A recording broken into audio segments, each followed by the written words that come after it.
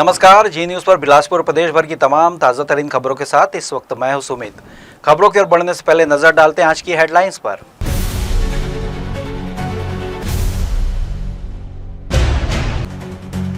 प्रधानमंत्री मोदी ने मन की बात कार्यक्रम में छत्तीसगढ़ के मुख्यमंत्री और बिला विधायक ने साझा किया स्वदेशी और नवाचार संदेश। बिलासपुर में वन मंत्री केदार कश्यप ने वन वृत्त की समीक्षा बैठक ली। वनों के संरक्षण, वन्य जीव सुरक्षा और आदिवासी आजीविका सशक्त करने पर दिया जोर। रायपुर रोड पर महंगी गाड़ियों के काफिले के साथ युवाओं ने स्टंटबाजी और तेज रफ्तार में ट्रैफिक नियमों की उड़ाई धज्जियां। वीडियो हो रहा है जमकर वायरल। अब समाचार विस्तार से। प्रधानमंत्री नरेंद्र मोदी के मन की बात के 126वें एपिसोड का प्रसारण रविवार को हुआ। कार्यक्रम में प्रधानमंत्री ने स्वदेशी उत्पादों के उपयोग और नवाचारों को बढ़ावा देने पर जोर दिया। उन्होंने प्रत्येक भारतवासी से आत्मनिर्भर भारत की दिशा में योगदान देने का आह्वान किया। कार्यक्रम को लेकर छत्तीसगढ़ के मुख्यमंत्री विष्णुदेव साय ने प्रतिक्रिया दी। उन्होंने कहा कि प्रधानमंत्री मन की बात के माध्यम से देश दुनिया के सामने नवाचारों को रखते हैं, जिससे समाज को नई दिशा मिलती है। मुख्यमंत्री ने इसे जन भागीदारी का माध्यम बताया। मुख्यमंत्री ने यह भी कहा कि मन की बात से प्रेरणा लेकर आम जनता स्वदेशी उत्पादों को अपनाने की ओर बढ़ रही है। उन्होंने प्रधानमंत्री द्वारा दिए गए संदेश को जीवन में उतारने का आह्वान किया। वहीं बिला विधायक धर्मलाल कौशिक ने तिफरा बूथ में भाजपा पदाधिकारियों और कार्यकर्ताओं के साथ मिलकर कार्यक्रम सुना। उन्होंने कहा कि प्रधानमंत्री मोदी के विचारों से कार्यकर्ताओं को नई ऊर्जा और मार्गदर्शन मिलता है। हमारे देश के यशस्वी प्रधानमंत्री श्री नरेंद्र मोदी जी की मन की बात का 126वां एपिसोड था और प्रत्येक भारतवासी को इंतजार रहता है महीने के आखिरी रविवार का, क्योंकि हर महीने के आखिरी रविवार को माननीय प्रधानमंत्री जी मन की बात के माध्यम से देश की करोड़ों जनता से रूबरू होते हैं। और मन की बात में माननीय प्रधानमंत्री जी अनेक जो नवाचार होते हैं देश के अंदर में जो लोग करते हैं उनको देश और दुनिया के सामने में लाते हैं, और जो सौर का काम करते हैं उन सबको भी विभिन्न क्षेत्र में जो उत्कृष्ट काम करते हैं सबको देश और दुनिया के सामने मन की बात के माध्यम से लाते हैं, जिससे देश के लोगों को प्रेरणा भी मिलती है, उसका लाभ देश को होता है। रविवार को प्रधानमंत्री नरेंद्र मोदी ने मन की बात कार्यक्रम के 126वें कड़ी का प्रसारण किया। इस अवसर पर उन्होंने कई सामाजिक और राष्ट्रीय मुद्दों पर विचार साझा किए, लेकिन सबसे अधिक जोर उन्होंने स्वदेशी वस्तुओं के उपयोग और लोकल के लिए वोकल होने पर दिया। उन्होंने कहा कि भारत को आत्मनिर्भर बनाने के लिए आवश्यक है कि हम स्थानीय उत्पादकों को प्राथमिकता दें, उनका समर्थन करें। प्रधानमंत्री मोदी ने यह भी बताया कि जब देश के लोग स्वदेशी वस्तुओं को अपनाएंगे, उनका प्रयोग बढ़ाएंगे, तो इससे न सिर्फ केवल घरेलू उद्योग को प्रोत्साहन मिलेगा बल्कि भारत का आर्थिक आधार भी मजबूत होगा। उन्होंने यह भी अपील की कि देश में ज़्यादा से ज़्यादा वस्तुओं का निर्माण हो, उनके लिए बाजार भी उपलब्ध कराया जाए। इसके लिए सभी को मिलकर प्रयास करना होगा। देश भर में भाजपा कार्यकर्ताओं और आमजन ने इस कार्यक्रम को उत्साहपूर्वक सुना। छत्तीसगढ़ के बिलासपुर में उप मुख्यमंत्री अरुण साव ने अपने निवास पर मन की बात कार्यक्रम को सुना और प्रधानमंत्री के संदेश की सराहना की। उन्होंने कहा कि स्वदेशी अपनाने के इस अभियान का असर आने वाले समय में जरूर दिखेगा। ये देश को नई दिशा, नई ऊंचाई देगा। प्रधानमंत्री का यह संदेश देशवासियों को न केवल आत्मनिर्भर बनने के लिए प्रेरित करता है, बल्कि भारतीय अर्थव्यवस्था को मजबूती देने की दिशा में एक सशक्त कदम भी है। निश्चित रूप से पिछले 2014 से प्रधानमंत्री माननीय Narendra Modi ji local for vocal के लिए लगातार आग्रह कर रहे हैं। हमारे देश को आत्मनिर्भर बनाने के लिए स्वदेशी अपनाना जरूरी है, और इसीलिए हर घर स्वदेशी, घर घर स्वदेशी का नारा लेकर वोकल फॉर लोकल, ये हमारे देश को आत्मनिर्भर बनाने के लिए आवश्यक है। आज प्रधानमंत्री जी के मन की बात 126वीं कड़ी हम लोगों ने सुनी। अद्भुत और अनोखी जानकारी, प्रेरणादायी जानकारी उन्होंने देशवासियों को बताई। हर मन की बात में कुछ न कुछ प्रेरणादायी, अनोखी और अद्भुत जानकारी लेकर आते हैं। तो आज का एपिसोड भी बहुत ज्ञानवर्धक, प्रेरणादायी रहा है, और निश्चित रूप से आने वाले त्यौहार के सीजन में प्रधानमंत्री माननीय नरेंद्र मोदी जी के आग्रह के अनुसार हर एक व्यक्ति स्वदेशी उत्पाद ही घर लेकर आए। शक्तिपीठ महामाया देवी मंदिर में नवरात्रि के पावन अवसर पर श्रद्धालुओं का भारी जनसैलाब उमड़ रहा है। नवरात्र के पहले दिन से ही यहाँ भक्तों की भीड़ देखने को मिल रही है। माता रानी के दरबार में पहुंचकर श्रद्धालु पूरे श्रद्धा भाव से पूजा अर्चना कर रहे हैं और माता से आशीर्वाद प्राप्त कर रहे हैं। रविवार के प्रदेश के उप मुख्यमंत्री अरुण साव भी अपने परिवार के साथ महामाया देवी के दर्शन हेतु मंदिर पहुंचे। उन्होंने विधि विधान से माता रानी की पूजा अर्चना की और प्रदेशवासियों के सुख शांति व समृद्धि की कामना की। मंदिर पहुंचने पर मंदिर ट्रस्ट के पदाधिकारियों ने उनका स्वागत किया। इस अवसर पर बड़ी संख्या में भाजपा कार्यकर्ता, मंदिर ट्रस्ट के सदस्य भी उपस्थित रहे। मंदिर परिसर में सुरक्षा के व्यापक इंतजाम किए गए ताकि श्रद्धालुओं को दर्शन में किसी प्रकार की असुविधा न हो। नवरात्रि के चलते पूरे रतनपुर क्षेत्र में भक्ति का माहौल बना हुआ है। मंदिर को आकर्षक विद्युत सज्जा से सजाया गया और जगह जगह भंडारे एवं स्वागत शिविर भी लगाए गए। श्रद्धालु माता के जयकारों के साथ मंदिर पहुंचकर नवरात्र के इस शुभ अवसर पर माता महामाया से आशीर्वाद प्राप्त कर रहे हैं। नवरात्रि का सप्तम दिवस है, सप्तमी है और हमेशा की तरह परंपरागत रूप से आज मां महामाया के दर्शन के लिए रतनपुर आया हूं। मां महामाया छत्तीसगढ़ वासियों के जीवन में सुख शांति और समृद्धि लेके आए और हम सब छत्तीसगढ़ वासी खुशहाली से रहें, हमारा छत्तीसगढ़ विकसित छत्तीसगढ़ बने और सबको विष्णु के सुशासन का लाभ मिले, ऐसी कामना माता रानी से किया है। बिलासपुर में सोमवार को वन मंत्रालय की एक अहम बैठक आयोजित हुई। प्रदेश के वन मंत्री केदार कश्यप ने कलेक्ट्रेट के मंथन सभाकक्ष में वन वृत्त की समीक्षा बैठक ली। बैठक में प्रधान मुख्य वन संरक्षक Srinivas Rao, PCCF wildlife Arun Pandey, DFO और विभिन्न जिलों के वरिष्ठ वन अधिकारी शामिल हुए। इस मौके पर विभागीय योजनाओं की प्रगति और आगामी रणनीतियों के पर विस्तार से चर्चा की गई। बैठक में मंत्री केदार कश्यप ने वनों के संरक्षण, वन्यजीव सुरक्षा और वृक्षारोपण कार्यों की समीक्षा की। उन्होंने अधिकारियों को स्पष्ट निर्देश दिए कि समयबद्ध योजनाओं को प्रभावी तरीके से लागू किया जाए और जमीनी स्तर पर कार्यों की गति तेज की जाए। मंत्री ने कहा कि सरकार का लक्ष्य केवल वनों को सुरक्षित रखना ही नहीं, बल्कि ग्रामीण और आदिवासी समुदाय की आजीविका को भी सशक्त करना है। वन मंत्री ने विशेष रूप से मानव वन्यजीव संघर्ष की समस्या पर चिंता जताई। उन्होंने कहा कि प्रभावित क्षेत्रों में सुरक्षा व्यवस्था मजबूत की जाए और ऐसे कदम उठाए जाए जिससे लोगों को जान माल का नुकसान न हो। इसके साथ उन्होंने वनवासी क्षेत्रों में रोजगार पारक गतिविधियों को बढ़ावा देने, तेंदुपत्ता संग्राहकों को समय पर भुगतान सुनिश्चित करने और गोठानों को वनों की सुरक्षा से जोड़ने की बात कही। ऐसा कोई भी कम के प्रयास हो रहा है जैसे नहीं, देखिए हाथियों और मानव द्वंद्व की जो संख्या है लगातार पिछले कुछ वर्षों में कम हुई है और जहाँ तक हाथियों की संख्या की बात है तो हाथियों की संख्या लगभग 450 से ऊपर हाथियों की संख्या यहाँ पर, क्योंकि ये क्षेत्र को अभी हाथियों के रहवास की दृष्टि से एक उपयुक्त क्षेत्र माना गया है पूरा छत्तीसगढ़। और जहाँ तक यदि हमको ये बात कि हमको हाथियों को नहीं भगाना है, हाथियों के साथ पे रह करके अपना जीवन कैसे व्यतीत हो, इस पर हमको काम करने का और नए जो टेक्नोलॉजी है उसका ज़्यादा से ज़्यादा हम उपयोग करके हम अपने जीवन का रक्षण करें, ये भी हमारी कोशिश है उसके। और कटघोरा क्षेत्र में हमारे ख्याल से वहाँ पे फॉरेस्ट के अधिकारी ने जिस तरीके से कार्यक्रम बनाया है उसके माध्यम से जो हाथी मानव द्वंद्व है लगातार कमी हुई है और उसको अप्रिशिएट अभी कहते हैं। उड़ीसा में अभी एक बैठक हुई थी तो वहाँ पर भी किया गया है और उसका विस्तार अब अन्य जहाँ पर हाथी से मानव द्वंद्व जो प्रभावित क्षेत्र हैं उन क्षेत्रों में भी किया जाएगा। बैठक में प्रधान वन संरक्षक Srinivas Rao, PCCF wildlife Arun Pandey ने विभागीय कार्यों और आगामी योजनाओं की जानकारी प्रस्तुत की। अधिकारियों ने बताया कि इस साल वृक्षारोपण कार्य लक्ष्य से अधिक सफलतापूर्वक पूरे किए गए हैं। वहीं वन्य जीव संरक्षण को लेकर भी विशेष अभियान चलाए जा रहे हैं जिससे जंगलों और वन्य प्रजातियों का संरक्षण सुनिश्चित हो सके।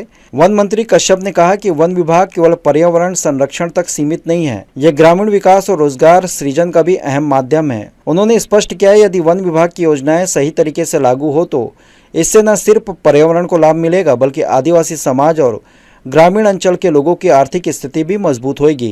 बात करें आज के इसमें तो छत्तीसगढ़ हमारा फॉरेस्ट की दृष्टि से बहुत ही समृद्ध क्षेत्र है और हमारे यहाँ पर अपार मात्रा में वन संपदा और वन उत्पाद बहुत अधिक है और छत्तीसगढ़ के यशस्वी मुख्यमंत्री श्री विष्णुदेव साय जी लगातार वनोपज को जिस तरीके से बढ़ावा देने का काम कर रहे हैं, तेंदुपत्ता को जिस तरीके से उन्होंने प्रमोट किया है, मोदी जी की गारंटी को पूरा किया है, उन चीज़ों को लेकर के आज बैठक हुई।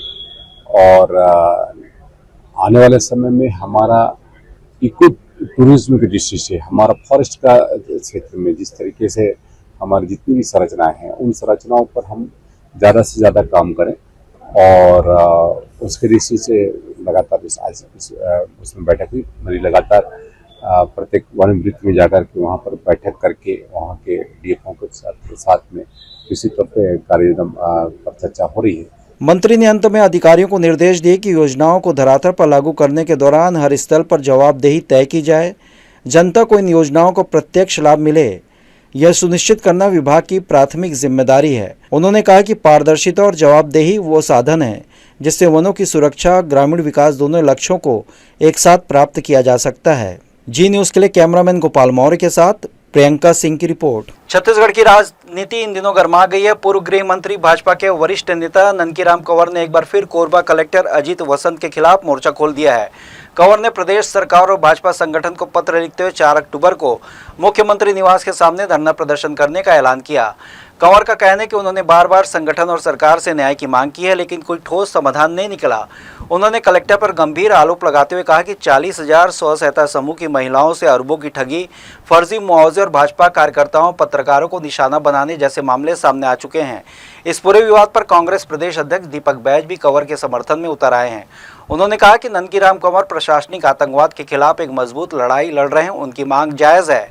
गौरतलब है कि यह विवाद पहले भी सुर्खियों में आया था, जब कलेक्टर अजीत वसंत ने पूर्व मंत्री जयसिंह अग्रवाल को फेसबुक पोस्ट के लिए नोटिस भेजा था। अब कंवर के आंदोलन के ऐलान से सियासी हलचल और तेज हो गई है। बिल्कुल पहला पत्र लिखा, सबसे पहले उन्होंने पत्र लिखा मुख्यमंत्री को, पार्टी संगठन के प्रमुख नेताओं को कि कोरबा कलेक्टर को हटाए, जांच करे और उनको हटाए, उनके ऊपर कार्रवाई करे। और पूर्व मुख्यमंत्री अरुण साव ने भी, पूर्व नहीं, उप मुख्यमंत्री अरुण साव ने भी आश्वासन दिया था, मुख्यमंत्री ने भी आश्वासन दिया था, जांच करेंगे, परीक्षण करेंगे, बात करेंगे। इसके बाद भी कोई समाधान नहीं हुआ और अब फिर दोबारा पत्र लिखे कि 4 अक्टूबर को वो मुख्यमंत्री निवास के सामने धरना देंगे। ननकीराम कंवर प्रदेश में भारतीय जनता पार्टी के सबसे वरिष्ठ नेता है और आदिवासी नेता है। अगर इस तरह से वरिष्ठ नेता, एक आदिवासी नेता की बात नहीं सुनी जा रही है सरकार में और संगठन में, उनके उपेक्षा हो रही है, तो फिर आम जनता का क्या हालत हो सकता है, आप कल्पना कर सकते हैं। वसुंधरा नगर के वार्ड 19 के लोग नगर निगम अपने पार्षद के खिलाफ नाराज है। उनका कहना है कि वे नियमों का पालन नहीं कर रहे हैं, लेकिन इलाके में सड़कें और नालियां खराब हैं, जल भराव और गंदे पानी से जीवन और सुरक्षा प्रभावित हो रही है। वार्डवासी अब पार्षद और नगर निगम से जवाबदेही चाहते हैं। वार्डवासियों का आरोप है कि जिन मोहल्ले में पहले से सीसी रोड बनी है, वहां निर्माण दोबारा कराया जा रहा है, जबकि उनके मोहल्लों की सड़कें जगह जगह गड्ढों से भरी हैं। नाली का गंदा पानी लगातार सड़क पर बह रहा है, जिससे बच्चों को खेलना मुश्किल है और आम आवागमन जोखिम भरा हो गया है। लोगों ने कई बार आवेदन दिए और सुशासन तिहार में शिकायत की, लेकिन कोई कार्रवाई नहीं हुई। अधिकारियों ने कहा कि उनके मोहल्ले में कोई निर्माण नहीं होगा। वार्डवासियों का कहना है यदि सुविधाएं नहीं मिली तो टैक्स किस लिए लिया जा रहा है, और उन्होंने वोट बैंक की राजनीति के चलते उनकी अनदेखी किए जाने का आरोप लगाया। वार्डवासियों ने साफ कहा कि यदि उनकी समस्याओं और मांगों पर ध्यान नहीं दिया गया तो वे सड़कों पर उतरकर आंदोलन करेंगे और पीछे नहीं हटेंगे। उनका जोर है कि विकास और सुरक्षा हर वार्डवासी का अधिकार है, इसे नजरअंदाज नहीं किया जा सकता। हाँ भैया, हमारे को ना, हम 2022 से यहाँ आए हैं। 2022 से आज तक हमने यहाँ गड्ढों के अलावा कुछ नहीं देखा। पार्षद रोजीना मॉर्निंग वॉक के लिए आता है। हम लोग बोले पार्षद को, भैया यहाँ सड़क निर्माण, नाली निर्माण करवाइए। उन्होंने कह दिया, सीधा स्पष्ट कहा कि आपकी कॉलोनी अवैध है। आप लोग मेरे वोटों की इसमें नहीं आते हैं, मैं नहीं करवा सकता हूँ। मेरा वोट ही नहीं है आप लोगों का, तो क्या हम लोग अल्पसंख्यक है क्या भैया? हाँ, वो सड़क बन रहा है, वहाँ बनी बनाई सड़क को, वो बनी बनाई सड़क को उधेड़ के बना रहे हैं, जबकि यहाँ गड्ढा है। देख के पार्षद रोज जा रहा है, तो यहाँ से शुरुआत नहीं करनी चाहिए। इसमें आप नॉट खरीदे थे, डायरेक्टेड प्लाट है, और रजिस्ट्री हुआ है, नामांतरण हुआ है, नक्शा पास करवा के हम लोग मकान बनवाए हैं। और उसके बाद अभी टैक्स भी पटा रहे हर साल नगर निगम का, कचरा गाड़ी भी आता है, सब कुछ है, लेकिन साफ सफाई के नाम पे कुछ नहीं है, ना ही सड़क बनवाया जा रहा है। 5 साल से विगत हम लोग सांसद महोदय, विधायक और आयुक्त महोदय सबको आवेदन दे चुके हैं। हर बार नगर निगम के लोग आते हैं, नाप जोख करते हैं, जवाब ये मिलता है कि अभी फंड नहीं है, बजट नहीं आया, सेंशन नहीं हो रहा है। सुशासन तिहार में भी हम लोग 4-5 बार आवेदन दिए हैं और अभी जिधर सड़क बनी हुई है पहले से, वहीं फिर से उसके ऊपर सड़क बनाया जा रहा है। इसलिए आज पूरे मोहल्ले वाले आक्रोशित हो गए कि हमारे यहाँ जहाँ जरूरत है, जहाँ गड्ढे हैं, जहाँ बच्चे गिर जा रहे हैं, वहां सड़क नहीं बनाई जा रही, जहाँ आवश्यकता नहीं है वहां पे सड़क क्यों बनाया जा रहा है। तब आज पार्षद जी आए थे, लेकिन उनका भी कोई विशेष आश्वासन नहीं हो। यही बोल रहे हैं कि आपके साथ मैं कमिश्नर के पास जाने के लिए तैयार हूँ। आज यहाँ पर गए थे, पार्षद को बुलवाए थे, तो कौन क्या बोला, ना कुछ बोला, वो तो उसके ऊपर भड़क गए थे। वो अनुराग पांडे भैया ने हाँ, बोला था। एकदम से भड़क गए थे उसके ऊपर। बन चुके हैं, वहाँ उखाड़ उखाड़ के बनाया जा रहा है, और जहाँ गड्ढा है यहाँ छोटे छोटे बच्चे खेलते हैं।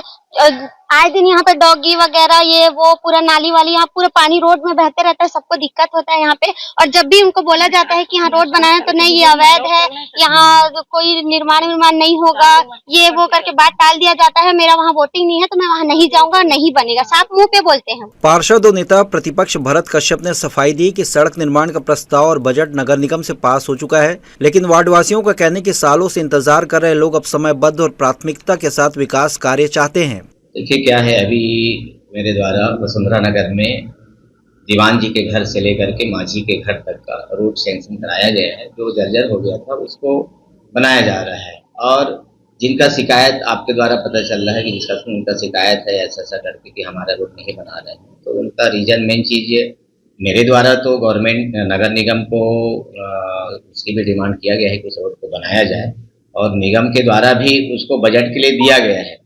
लेकिन पिछले 2-3 वर्ष पहले इसलिए नहीं बन पाए क्योंकि उनका जो क्षेत्र जो डेवलप किए हैं, उन लोग अवैध कॉलोनी, अवैध कॉलोनाइजर से खरीद करके लिए हैं। उनके पास, किसी के पास नक्शा पास नहीं है तो किसी के पास नियमितीकरण नहीं कराए हैं।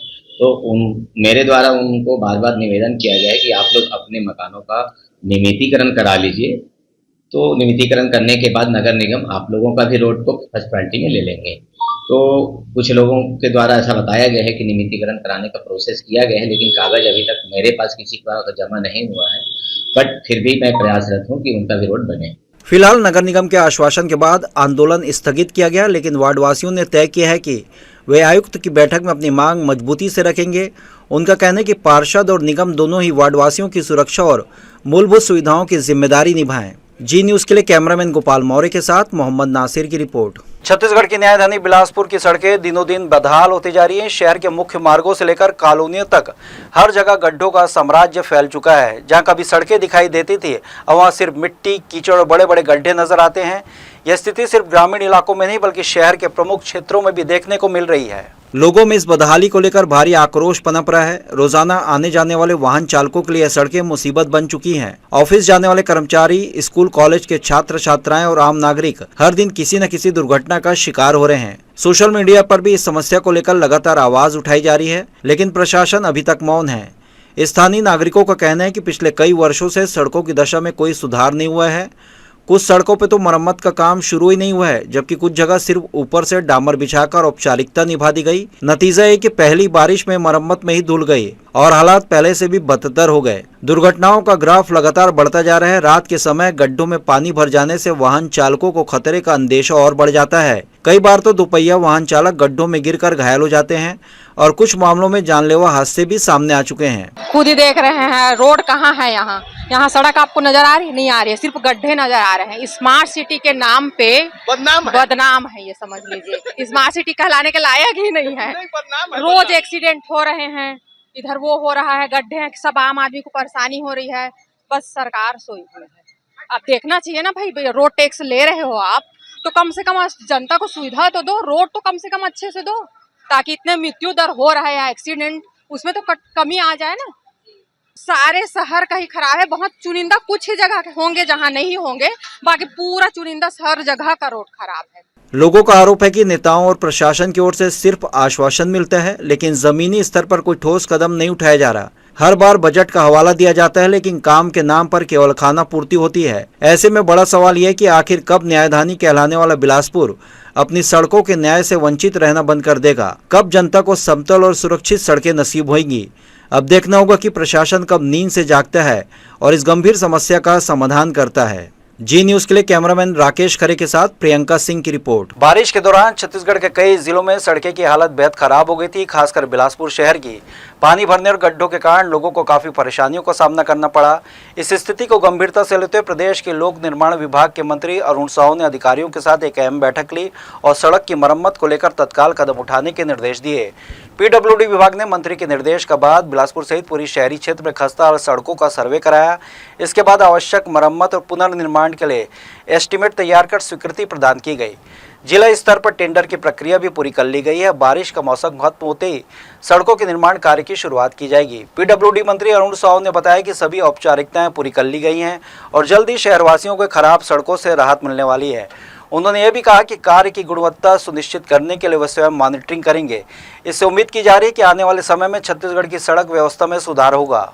निश्चित रूप से लगातार हमने एक पूरा तैयारी कर लिया है। टेंडर के काम हो गए हैं। जैसे ही बारिश बंद होगी, सड़कों के रिपेयरिंग का काम, नए सड़क बनाने का काम पूरे प्रदेश में चारों तरफ एक साथ प्रारंभ होगा और आने वाले थोड़े दिनों में हमारे राज्य की सभी सड़कें ठीक होंगी। कांकेर जिले से खबर सामने आई है जिसमें कोयली बेड़ा ब्लॉक के लगभग 40 गांवों के लोग आज भी बुनियादी सुविधाओं से वंचित है। इन गांवों के ग्रामीण और छात्र बारिश के मौसम में जान जोखिम में डालकर उफनती नदियों को पार करने को मजबूर हैं। ताज़ा घटना में कुछ स्कूली छात्रों का वीडियो सामने आया है जिसमें वे उफनती मेढकी नदी पर पैदल पार करते दिखाई दे रहे हैं। लगातार हुई भारी बारिश के चलते नदी नाले उफान पर है, लेकिन वर्षों से मेढकी नदी पर पुल नहीं बन पाया है। इससे ग्रामीणों को दैनिक आवाजाही में भारी कठिनाई का सामना करना पड़ता है। सबसे ज़्यादा परेशानी स्कूल और कॉलेज जाने वाले छात्रों को होती है जो हर दिन अपनी जान हथेली पर रखकर नदी पार करते हैं। स्थानीय लोगों का कहना है कि प्रशासन से कई बार शिकायत की गई, लेकिन अब तक कोई ठोस कदम नहीं उठाया गया है। अगर जल्द ही इस ओर ध्यान नहीं दिया गया तो किसी बड़ी अनहोनी से इनकार नहीं किया जा सकता। ग्रामीणों ने प्रशासन से जल्द स्थायी पुल निर्माण की मांग की है ताकि आने वाले समय में इस जोखिम भरे सफर से निजात मिल सके। राजधानी रायपुर के कलेक्ट्रेट पर से स्थित आंगल अभिलेख कोष्ठ की बिल्डिंग की छत अचानक भरभरा कर गिर गई। यह हादसा शनिवार सुबह के समय हुआ जब कक्ष के अंदर कोई कर्मचारी मौजूद नहीं था। गनीमत रहे कि इस दुर्घटना में कोई जनहानि नहीं हुई, अन्यथा बड़ा हादसा हो सकता था। जिस कक्ष की छत गिरी है वो पुराने अभिलेखों को सुरक्षित रखने के उपयोग में लाया जाता था।